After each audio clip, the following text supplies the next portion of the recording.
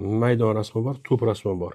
Shunaqa harakatni qanaqa qilib amalga oshirib berishni ko'rsatib beraman. Bu videomiz 3 qismdan iborat bo'ladi. Bu birinchi qismi. Odatdagidek CapCut'ga kiramiz. Novoy videoni tanlab olamiz. Maydon rasmi bilan to'p rasmini joylab olamiz. Birinchi bo'lib maydon rasmini joylab oldik. Uzunroq qilib olaman. Keyin naложение knopkasi orqali to'p rasmini ham joylab olaman. To'p rasmini kichraytirib, mana pastroqqa, chaproqqa tushirib oldim. Endi qiladigan ishimiz rombikka bosamiz. Videoni umumiy ozgina oldinga surib, to'pni joyini o'zgartiramiz. Ikkita barmog'imiz bilan to'pni kattalashtirishimiz, kichkinalashtirishimiz mumkin bo'ladi. Mana to'pni joylari har xil joyga o'zgaryapti. Rombik videoni birinchi qismida bosiladi, undan keyin bosilmaydi.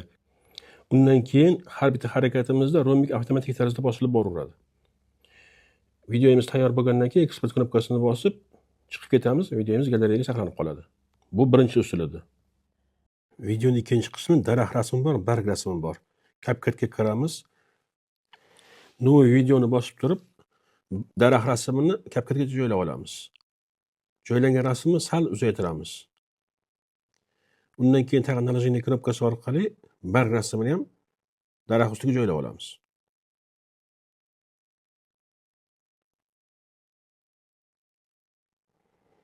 Barg rasmini ikkita barmog'imiz bilan kattalashtiramiz, kichkinlashtirishimiz mumkin. Yoki bo'lmasam tepaga pastga surishimiz mumkin. Barg rasmini ham belgilab turib, pastda mana ko'rib turibsizlar, uzaytirib oldim. Endi videoni boshiga qo'yib romba bir marta bosib qo'yamizda videoni oxirigacha bargni xohlaganchalik kattalashtirib, kichkinalashtirib, aylantirib pastga tushirishimiz mumkin bo'ladi. Ikkinchi marta rom knopkasi bosilmaydi. Mana kadr pastgacha tushirib tashladim. Videoni tekshirib ko'ramiz. Mana ko'rib turibsizlar natija. Hozir sal kattaroq qilib ham tag'in ko'rsataman sizlarga natijani. Mana bunisi oxirgi natija bo'ladi. Videomiz 3-qismiga keldik. Mana yozuv tepaga ko'tarilishi kerak. Yozuvni chetga surib olib, rombikni bir marta bosdik.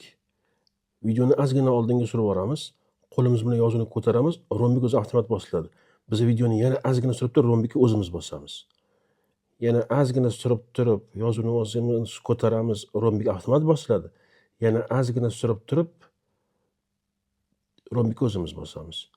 Yana ozgina surib turib, yozuvni tepaga ko'taramiz, rombik avtomat bosiladi. Yana ozgina surib turib, o'zimiz bosamiz.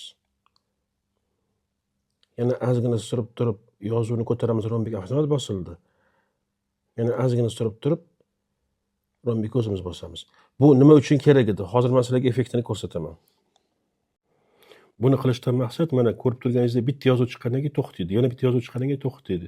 Shu narsani davom ettirish uchun shunaqa effekt kerak bo'ladi.